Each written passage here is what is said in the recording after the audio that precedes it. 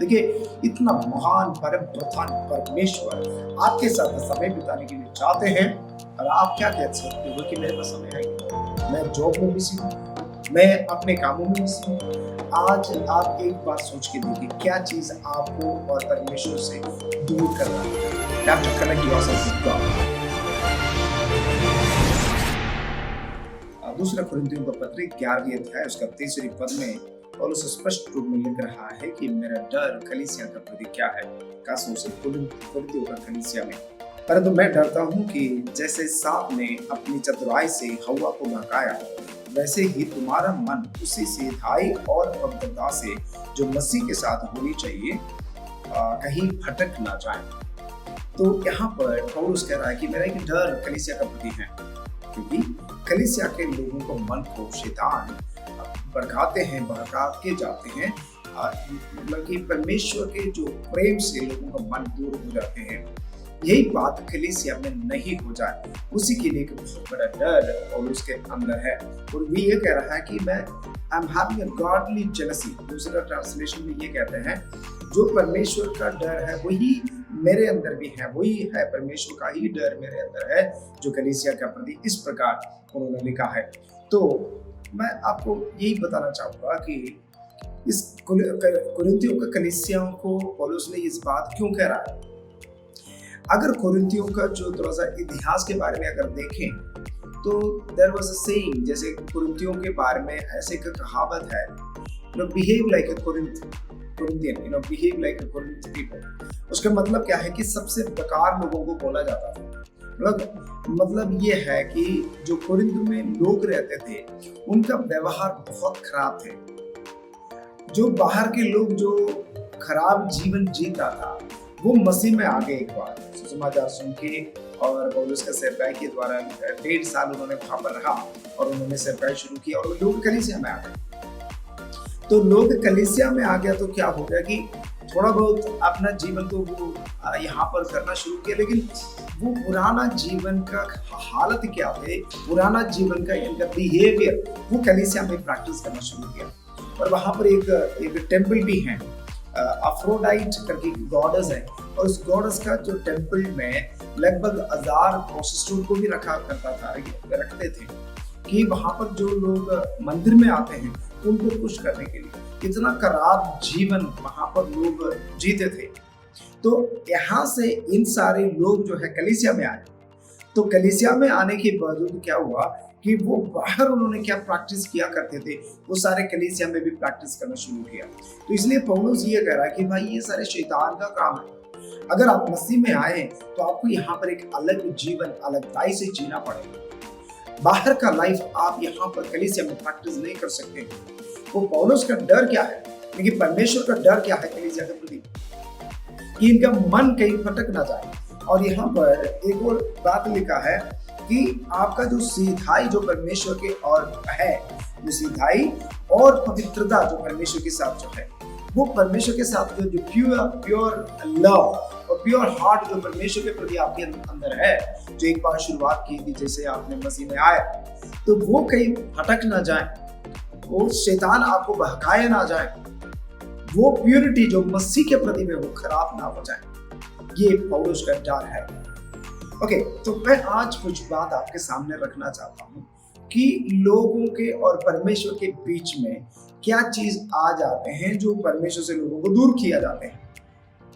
तो हम उत्पत्ति से लेकर के आज के जमाने में जो जैसे हम जी रहे हैं आज तक, क्या बातें जो शैतान लोगों के बीच में लेकर आते हैं जो परमेश्वर से हमें दूर करते हैं। क्या आप सुनना चाहते हैं तो अब लगे रहिए और कुछ बात मैं आपको समझाने के लिए चाहता हूँ।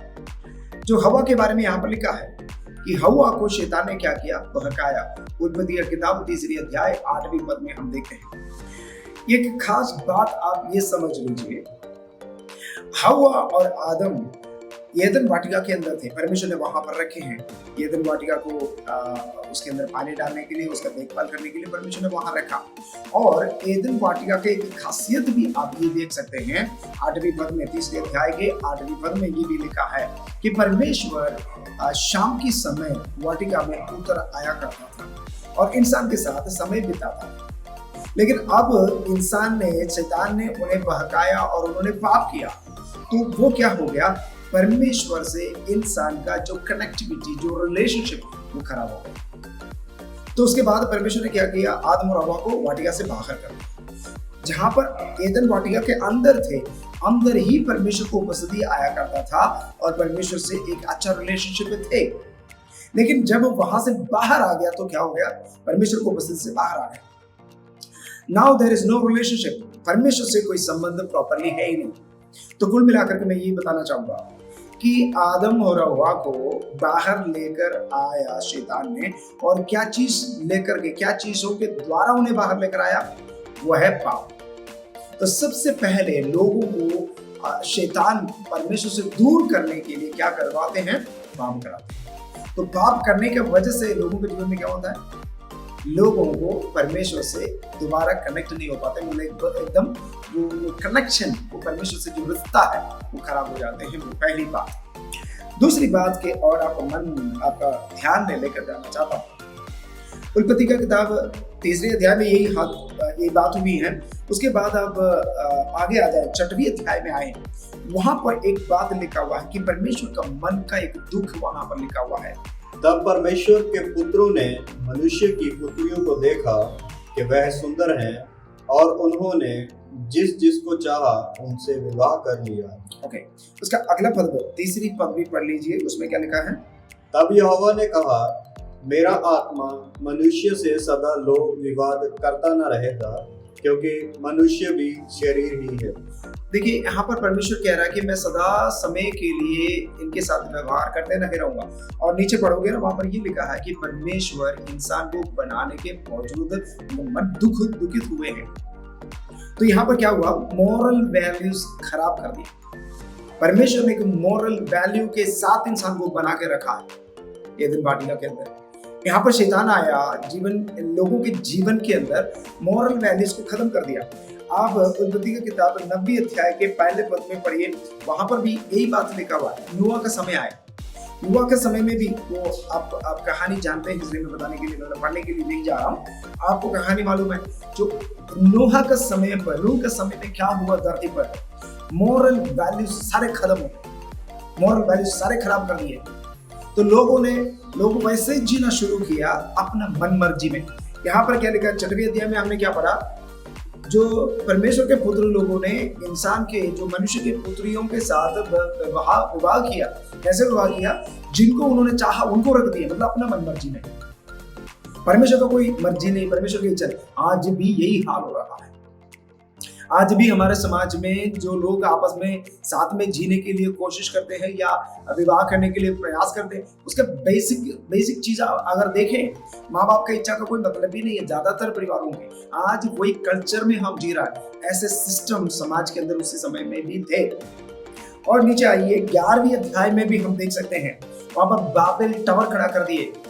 वो भी एक निम्रोद करके एक जायंट थे, उनकी द्वारा ही खड़ा किया गया है। वहां पर भी क्या हो रहा है, परमेश्वर की इच्छा नहीं, इंसान अपनी इच्छा के अनुसार। मतलब मैं ये कहना चाहूंगा, सबसे पहले पाप लोगों को परमेश्वर से दूर कर दिए। अभी यहाँ पर आगे मॉरल वैल्यू खत्म होने से लोगों को परमेश्वर से, जो शैतान ने, दूर कर दिए। दो चीज, तो नंबर 1 पाप, दूसरा मॉरल वैल्यूज। और कुछ और बात मैं आपको बताना चाहूंगा। जब आप एक्सोडस में आ जाते हैं, निर्गमन की किताब में आ जाते हैं, 32 अध्याय के 7 और 8 पद में लिखा है। मैं कहानी आपको बता देता हूँ, वैसे आप उसको जानते हैं, वैसे इसलिए वहां पर क्या हुआ, मूसा पहाड़ पर चले गए। परमेश्वर इस्राएलियों को आज्ञा देने का प्रयास कर रहा था, तो मूसा के हाथ में। तो वही बात, जो बात परमेश्वर इंसानों को देना कोशिश कर रहा था, तो नीचे पहाड़ के नीचे क्या हो रहा था, इस्राएल के लोग झुंड होकर के मिल करके क्या किया, जो परमेश्वर का आज्ञा है उसको तोड़ दिया। मतलब उन्होंने मूर्ति बना दी। 7 और 8 पद में आप ये देख सकते हैं, वहां पर लोगों ने मूर्ति बना दी, मतलब आइडल वर्शिप। तो मैं आपको ये बोलना चाहूंगा, ध्यान से सुनिए, परमेश्वर के पास जो इंसान है डायरेक्टली कनेक्ट ना हो जाए, इंसान परमेश्वर के पास ना जाए, यही है शैतान का सबसे बड़ा टारगेट। तो उसी के लिए वो बीच में कई सारी चीजें लेकर आते हैं। मैं वही बात कर रहा हूँ आपके सामने। सबसे पहले क्या किया, पाप लेकर आया। उसके बाद मॉरल वैल्यूज को खराब कर दिया तो परमेश्वर के पास जा नहीं सकते। अब शैतान ने टारगेट बदल दिया, अब दूसरा कुछ लेके आया। अब शैतान क्या कह रहा है कि भाई आइडल वर्शिप शुरू करो, मूर्ति पूजा शुरू करो। तुम्हें जो मिस्र देश से लेकर आए परमेश्वर भगवान ये है, तुम वहां मत जाओ।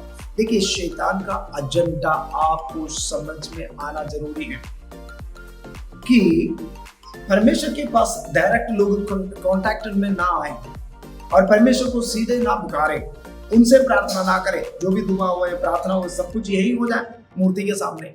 यही है शैतान का एजेंडा। इस्राएल के लोग उसमें फंस गए। ओके, उसके बाद आज हमारे देश के भी या बाहर में कहीं भी देखो कि आज दुनिया का यही हालत है। दूसरा एक स्ट्रेटजी शैतान ने लेकर आया, वो ये है ह्यूमन वर्शिप सिस्टम। बहुत सारे जो लोग हैं, इंसान है, भगवान का रूप लेकर के बैठे हैं और कहते हैं कि भाई आपका परेशानी मैं ठीक कर दूंगी। शैतान का एक चाल है, एक जाल है, कई सारे लोग उसमें भी फंस जाते हैं। इंसान कभी भगवान परमेश्वर नहीं बन सकता और परमेश्वर का जगह में इंसान अपने आप को बिठा करके कहता है कि मैं भगवान हूं, मैं जो भगवान जो करता है ना वो मैं कर सकता हूं। देखिए शैतान ने ऐसे लोगों को इस्तेमाल करते हैं। तो आज भी हमारे देश में भी बहुत सारी इस तरह का बात होती है और कुछ दिन के बाद हमें पता चलता है कि फिर पुलिस उन्हें अरेस्ट करके लेके गए, वो धोखाबाजी किया लोगों के साथ। तो ये सब हो जाते हैं कि ये धोखाबाजी बात है कि ऐसे हम बाबा कहते हैं, ऐसे बहुत सारे लोग हैं, ये सारे झूठ है कि शैतान ने उन्हें बैठा दिया ताकि उनका टारगेट ये है कि लोग सच्चा परमेश्वर खुदा जीवित सामर्थ्य के पास कभी चले ना जाएं। ओके, दूसरी बात, अब कई जगह में एनिमल वर्शिप शुरू हो गए। एनिमल वर्शिप मतलब जानवरों को आराधना करना, उनसे पुकारना, उनसे बातें करना, इन सारी चीजें जो आइडल मूर्ति के साथ साथ जैसे एनिमल वर्शिप भी शुरू किया। तो एनिमल वर्शिप के जब बात करते तो एक आयत में आपके सामने रखना चाहता हूँ। रोमियो का किताब पहला अध्याय उसका 21 से लेकर के 23 तक अगर हम पढ़ें, उसमें क्या लिखा है कि इस कारण कि परमेश्वर को जानने पर भी उन्होंने परमेश्वर के योग्य बड़ाई और धन्यवाद नहीं किया, परंतु व्यर्थ विचार करने लगे, यहाँ तक कि उनका निर्बुद्धि मन अंधेरा हो गया और वे अपने आप को बुद्धिमान जानकर मूर्ख बन गया। और इसका आगे लिखा है, और अविनाशी परमेश्वर की महिमा को नाशमान मनुष्य और पक्षियों और चौपाइयों और रेंगने वालों जंतुओं की मूर्ति की समानता में बदल डाला। अब देखिए इंसान क्या कर रहा है कि उस सच्चा परमेश्वर है, उस परमेश्वर को महिमा देने के बगैर वो क्या कर रहा है, सारे उस परमेश्वर का महिमा को, अविनाशी परमेश्वर का महिमा को उन्होंने नाशवान पक्षी और जानवर का जो रूप दिया, उसके रूप दे करके उनके सामने झुक रहा। देखिए भी शैतान के टारगेट है। शैतान कुल मिलाकर के चाहता क्या है, परमेश्वर के पास कोई ना जाए। ओके, आगे सुनिए, मैं आज लोगों के जीवन में शैतान इस प्रकार का क्या बातें लेकर आ चुके हैं, मैं उसके बारे में बताना चाहूंगा। और भी हम देख सकते हैं कि नेचर को वर्शिप करते हैं, मतलब प्रकृति को आराधना करते हैं, वो भी इसके बीच में है। शैतान चाहता है कि परमेश्वर के पास कोई ना जाए। और कई आदि पवित्र जगह शैतान ने बना दिया, भाई वहां जाओ आपकी बात ठीक हो जाएगी, और यहाँ जाओ वो करो, वहां जाकर के ये चढ़ाओ वो चढ़ाओ, आपकी बातें बन जाएंगी। कि मतलब क्या है कि सच में ये सारे धोखाबाजी बातें, लोग इसके पीछे फंसे पड़े हैं, लोगों के जीवन में धोखाबाजी हो रही है और लोगों को पता नहीं चल रहा है कि सच्चा खुदा कुछ और है और मैं यहाँ पर बहकाया जा रहा हूँ। वही मैं कह रहा हूँ कि लोग बहकाया जा रहा है और शैतान का चतुराई में फंस चुके हैं। ठीक है, अगली बात, और ब्लैक मैजिक, कई जगह में ब्लैक मैजिक, कई सारे लोग जो है ब्लैक मैजिक के लिए चले जाते हैं। ब्लैक मैजिक लोग क्यों करते हैं, अपने काम होने चाहिए। मेरी परेशानी, अपनी दिक्कतें, अपनी जो दिक्कतें इन दिनों में जीवन में हो रहा है उसको ठीक करने के लिए क्या करते हैं, ब्लैक मैजिक करवाते हैं। ब्लैक मैजिक मतलब क्या है, शैतान को भी इस्तेमाल करके अपने कामों को करवाते हैं, वही है ब्लैक मैजिक। तो इसके द्वारा भी शैतान लोगों के जीवन में कार्य कर रहा है। उसका मतलब क्या है कि कोई भी सच्चा परमेश्वर के पास ना जाए। ये शुरुआत से लेकर के यही लड़ाई चलते आ रही है और आज भी चल रही है। और दूसरी बात यह है कि फिलोसफीज, कई सारे फिलोसफर्स हैं। अगर ग्रीक में देखा जाए तो उसी समय से लेकर के कई सारे फिलोसफी लेकर के तत्वज्ञानी बहुत है, तत्व ज्ञान बहुत है। कई सारे लोग उस पर विश्वास करते हैं और उस पर विश्वास करने के बाद भी क्या होता है कि वो कहता है कोई ऐसा कुछ चीज नहीं है, पृथ्वी ऐसे बन गया है। तो परमेश्वर फिलोसफी का कुल मिलाकर के मतलब क्या है? कई तरह का फिलोसफी है, उसमें से एक टाइप का फिलोसफी ये कहता है कि भाई ऐसे ये सारे संसार सारी चीजें अपना बन गए हैं। तो अगर मतलब कुल मिलाकर के वो क्या कहना चाह रहे हैं, भगवान नाम का कोई चीज है ही नहीं। इसका टारगेट आप एक बार समझ लीजिए कि वहां पर परमेश्वर के पास लोग ना जाए। तो कोई भी बातों पर, फिलोसफी पर आप विश्वास करते हैं तो ध्यान रखिए, अगर परमेश्वर के पास इस बात आपको नहीं पहुंचा पा रहे हैं तो वो गलत है। ओके, अगली बात, डिफरेंट रिलीजन। दुनिया में रिलीजन मैं बताना चाहूंगा कि शैतान ने ही बनाया है कि टारगेट क्या है, परमेश्वर के पास ना जाए, अपना रिलीजन लेकर के यहाँ पर लड़ाई करो। आज क्या हो रहा है दुनिया में कि जो रिलीजियस बातों को लेकर के लड़ाई हो रही है, आपस में लड़ाई करते रह रहे हैं। और रिलीजन के अंदर मैं कह रहा हूँ कि मेरा रिलीजन में परमेश्वर है और वो कह रहा है कि मेरा रिलीजन में परमेश्वर है। मतलब ये कुल मिलाकर के हम नीचे ही घूम रहा है, तो सच्चा परमेश्वर के पास पहुंच नहीं पा रहे हैं रिलीजियस बात। और कुछ और ग्रुप, अगला स्ट्रेटजी शैतान का ये है कि एथीज्म बना दिया, एथीस्ट। कई सारे लोग बोलते हैं परमेश्वर है ही नहीं। अरे सीधे डायरेक्टली बोल दिया कि भगवान है ही नहीं, तो उस सच्चा परमेश्वर के पास कोई नहीं पहुंचेगा ना। शैतान का टारगेट है। मैं एक और बात इसी के बीच में बताना चाहूंगा कि एक बार लूसीफर जो शैतान परमेश्वर के पास ही थे, परमेश्वर के साथी थे, परमेश्वर को आराधना किया करता था। जहां पर परमेश्वर थे वहां पर वो भी थे, लेकिन वहां से उन्होंने जब पाप किया तो वहां से उन्हें काट कर परमेश्वर ने दूर कर दिया। तो जो जगह उनके पास थे तो उन्होंने क्या सोचा था कि मुझे उससे और चाहिए, परमेश्वर जिस जगह में बैठे हैं मुझे उस जगह में बैठना है। तो उसी बात को लेकर के परमेश्वर ने उन्हें वहां से हटा दिया। अभी भी उनका चाहत क्या है, मुझे वहां पर चाहिए, वहां पर पहुंचना चाहिए। तो जब उनको हटा करके परमेश्वर ने आदम और हव्वा को बना दिया और वहां पर रख दिया कि परमेश्वर को आराधना करें, परमेश्वर से संबंध बना के रखें, तो उसी बात पर शैतान जलन होकर उनको वहां से हटा दिया। आज भी वही बात हो रही है। शैतान ये चाहता है कि भाई मेरी जगह में कोई और ना बैठे और भी परमेश्वर के पास ना जाए। मैं भगवान बनना चाह रहा था, आप मेरे पास आ जाइए। This is the target. ये है स्ट्रैटेजी शैतान जो आज भी इस्तेमाल कर रहा है। इसलिए इन्होंने इन सारी बातों को बना दी, जैसे हमने अभी कहा, पाप लेकर आया और मॉरल वैल्यूज को खत्म कर दिए और आइडल वर्शिप को लेकर आए और बाबाओं को बिठा दिए और एनिमल वर्शिप शुरू कर दिए और नेचर को आराधना करना शुरू किया। मतलब जिस चीज को वो डरता था उसको लोगों ने आराधना करना शुरू किया। इन सारी चीजों का पीछे वजह यही है। और टेम्पल वर्शिप और मतलब कई सारे टेम्पल में वो उनका विश्वास बढ़ा दिया, लोगों को विश्वास बढ़ा दिया ताकि लोग परमेश्वर के पास ना पहुंच जाए। और ब्लैक मैजिक के अंदर लोगों को विश्वास इतना बढ़ गया ताकि परमेश्वर के पास ना पहुंच जाए। और अगली बात यह है कि ब्लाइंड बिलीफ, कई सारी बातों पर अंधविश्वास करते हैं लोग। कई चीजें मतलब टॉइन वगैरह बांध देते हैं और कुछ ना कुछ तो कर करके मतलब कोई चीज करूंगा, ये करूंगा तो मेरा ये काम हो जाता है, मेरा वो करूंगा तो मेरा यही काम हो जाता है। इस तरह का जो अंधविश्वास आज कई सारे लोगों के जीवन में आ जाते हैं, जिसके द्वारा लोग सोचते हैं कि मेरा काम यही हो रहा तो फिर मुझे वहां जाने का क्या जरूरत है। यही बात को लेकर के लोगों को शैतान बहका रहा है। एथीज्म ये है कि परमेश्वर है ही नहीं, डायरेक्टली बोल दिया। और इसके बाद अब 2002 से लेकर के नया एक सिस्टम दुनिया में आ चुका है। सबसे पहले लंदन में लागू हो चुके थे, उसका नाम है सैटानिक वर्शिप। पहले ऐसा कोई समय नहीं था जो शैतान को डायरेक्ट वर्शिप किया जाता थे, लेकिन अभी वो भी डायरेक्ट हो गया। आज कई देशों में जो शैतानिक वर्शिप एक क्या बोलते हैं, एक रिलीजियस के रूप में मानते हैं। तो मतलब क्या है भाई, जो वर्शिप चाहिए मुझे चाहिए, वहां मत जाओ, सच्चा खुदा के पास कोई ना जाए। ओके, अब मैं कुछ और बात बताऊंगा कि आज कलीसिया के अंदर कई लोगों को जीवन में आज के जमाने में शैतान किस तरह का जो बहकाने का चीज लेकर आते हैं। ध्यान से सुनिए जरा, उसको हम कहते हैं नंबर 1 एडिक्शन। कई सारे लोगों को शैतान इन दिनों में एडिक्शन के अंदर लेकर आया, जो बुरी आदतें डाल देते हैं उसको एडिक्शन में लेके जाते हैं। फॉर एग्जाम्पल, कोई गेम का एडिक्ट हो जाते हैं। जो कोई गेम का एडिक्ट हो जाते हैं वो कभी भी प्रार्थना के बारे में सोचेगा नहीं, वो कभी भी प्रार्थना नहीं करेगा, कभी भी चर्च जाने का मन नहीं करेगा, मतलब यही बैठा रहेगा वो खुशी में, फोन में ही देखे रहो, तो फिर परमेश्वर के पास पहुंचने का मतलब ही है नहीं। देखिए उन दिनों में पाप करवाता था और कई और चीजें करवाते थे पहले के जमाने में। तो अब शैतान क्या करवा रहा है, लोगों के अंदर एडिक्शन लेकर आ रहा है। ड्रग्स का एडिक्शन हो गया, गेम का एडिक्शन हो गया। कोई ड्रग्स खाते हैं रोज, तो कोई ड्रग्स में लगातार फंसे पड़े हैं, तो क्या वो परमेश्वर के बारे में सोचेगा? दिमाग ही बंद है तो परमेश्वर के बारे में क्या सोचेगा? These are the satanic strategy to take the attention from God. ये शैतान का एक काम है, हमें समझ में आना चाहिए।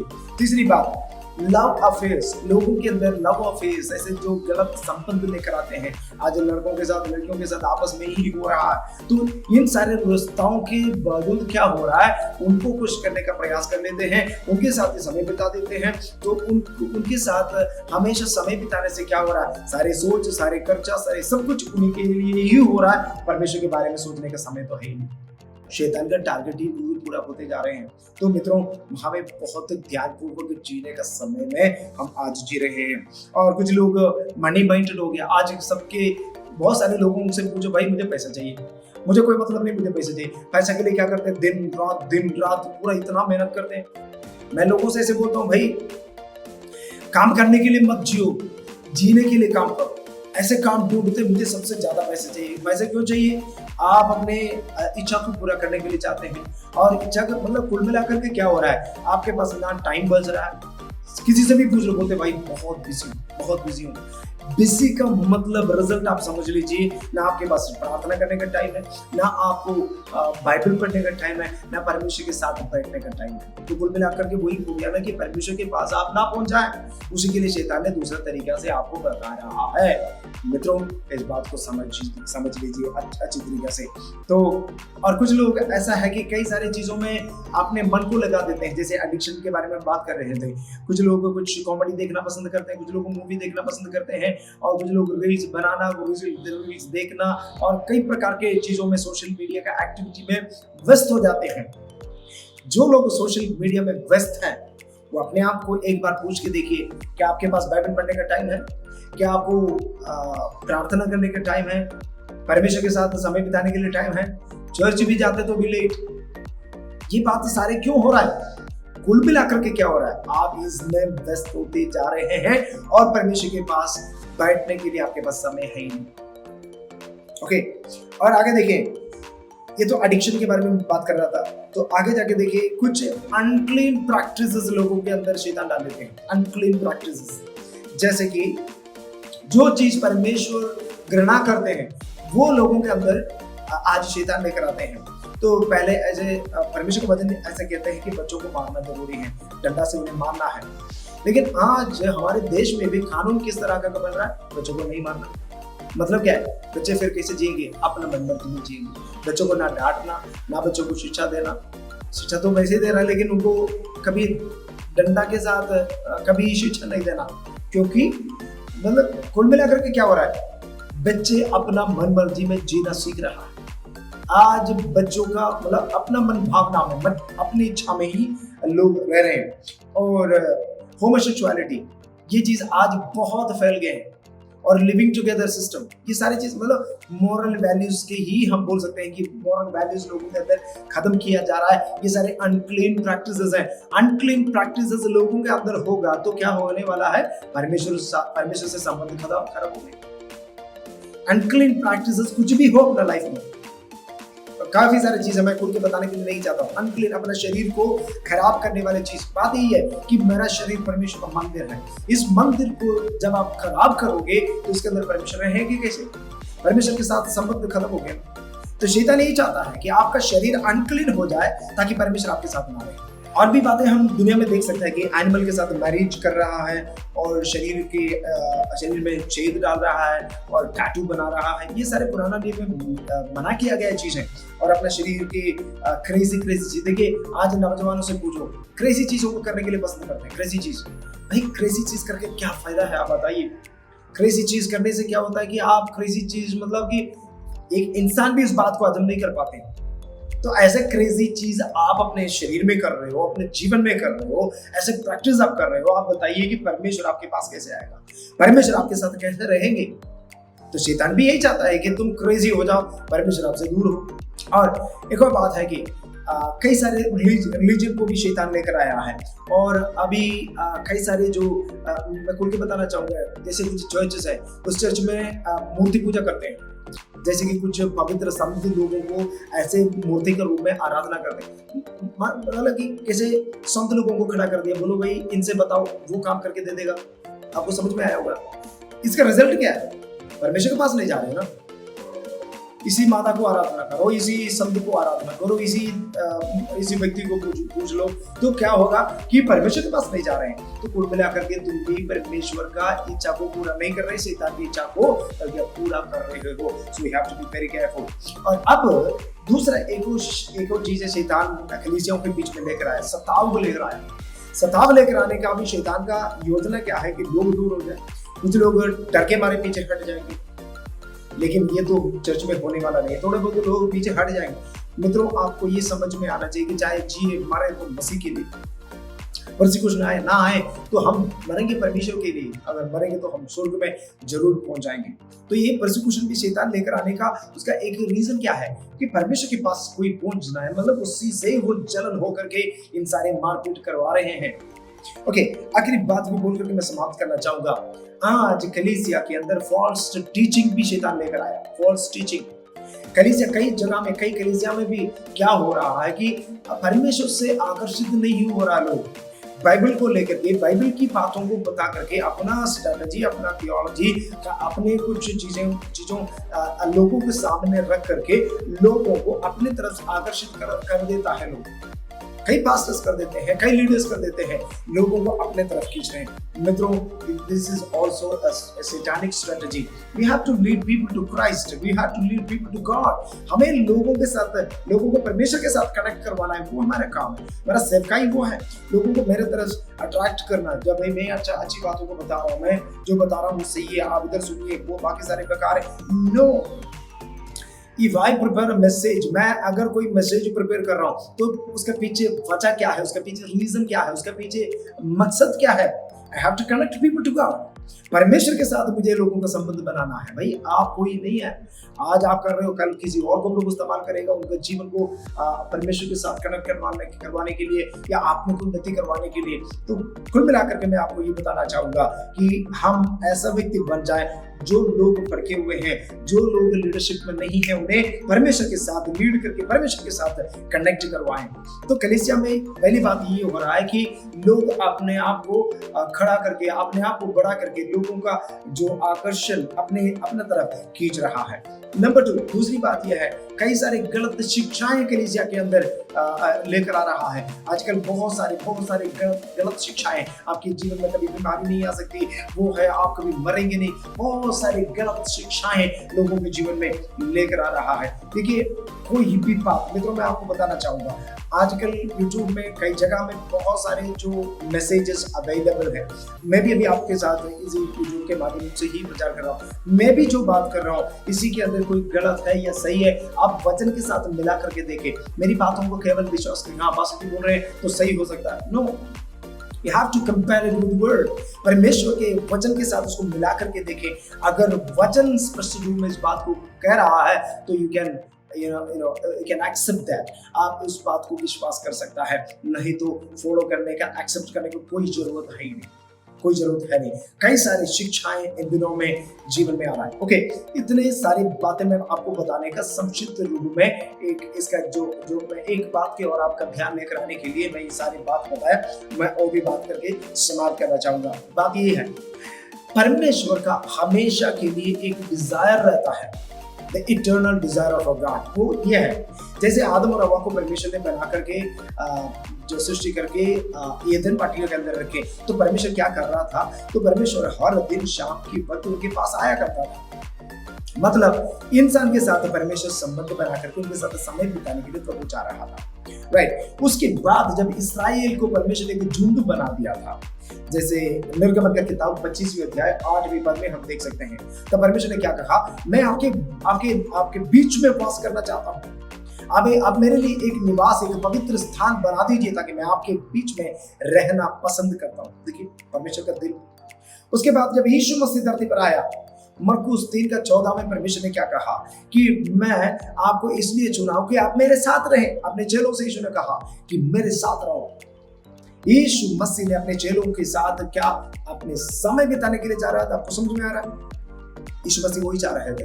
ओके, उसके बाद मैं मेन बात की ओर आ रहा हूँ। यीशु मसीह यूहन्ना रचित सुसमाचार 14वीं अध्याय की 16वीं पद में पवित्र आत्मा का इंट्रोडक्शन करवा रहे हैं, पवित्र आत्मा को इंट्रोड्यूस करवा रहे हैं अपने चेलों को, यानी कि अपने कलीसियाओं के सामने। तब यीशु मसीह ने क्या कहा? I will ask the Father and I will send you the Holy Spirit. मैं पिता परमेश्वर से मांगूंगा और वो पवित्र आत्मा को तुम्हारे लिए भेज दूंगा। वो पवित्र आत्मा तुम्हारे साथ हमेशा रहेगा as a helper. ध्यान से सुनिए, परमेश्वर हमारे साथ रहना। देखिए वो कनेक्टिविटी में शुरुआत में जा रहा हूँ। शैतान क्या करवा रहा है और पौलुस का डर क्या है और परमेश्वर का डर क्या है कि परमेश्वर से लोग दूर रहना हो जाए। तो परमेश्वर अब क्या कह रहा है कि पवित्र आत्मा को हमें दिया और ये पवित्र आत्मा हमेशा मेरे और आपके साथ रहना है। ये परमेश्वर का हमेशा के लिए इच्छा है और यही इच्छा परमेश्वर पूरा करने के लिए चाहते हैं, इसलिए पवित्र आत्मा को हमारे पास भेज दिया। अब मैं ये बोल रहा हूँ कि आखिरी पॉइंट में मैं ये बोल रहा था, फॉल्स टीचिंग कलीसिया में क्या चल रहा है? कई सारे लोग ये बोलते हैं कि पवित्र आत्मा है नहीं, अन्य भाषा है नहीं, ऐसे वरदान तो है ही नहीं, बस ऐसे ही चलो, कलीसिया में आ जाओ, उद्धार पाओ, बस बैठे रहो। लेकिन परमेश्वर क्या चाह रहा था? पवित्र आत्मा को क्यों दिया हमें? कि पवित्र आत्मा हमारे साथ हमेशा रहे। पुराना नियम में हम देख सकते हैं कि पवित्र आत्मा को एक शक्ति के रूप में या एक आत्मा के रूप में बताया गया है। लेकिन नया नियम में जब यीशु मसीह पवित्र आत्मा के बारे में बता रहा है तो वो बता रहा है कि पवित्र आत्मा ही will come, he as a person, एक व्यक्ति को ही किया जाता है इंग्लिश में, तो ही विल कम कई जगह में लिखा है, एक व्यक्ति आएगा, वो पवित्र आत्मा है, आपके साथ रहेगा। देखिए आपके साथ वो संबंध, आपके साथ बैठने के लिए, मतलब आप किसी और को बीच में लेकर आने की जरूरत है ही नहीं। मित्रों, मेरा संदेश का एक कंक्लूजन में आपको बता दूं, आज आप एक बार सोच के देखिए क्या चीज आपको और परमेश्वर से दूर कर रहा है। वही चीज को आज खत्म करना है। कोई लत है, कोई ऐसी फिलोसफी है, कोई आइडल वर्शिप है, कोई भाव है, जो भी बातें हमने कहा, काफी सारी चीजें, अनक्लीन चीज है, कोई भी बात अगर आपका जीवन में है तो आज उसको खत्म कर दीजिए, आज उसको खत्म कर दीजिए।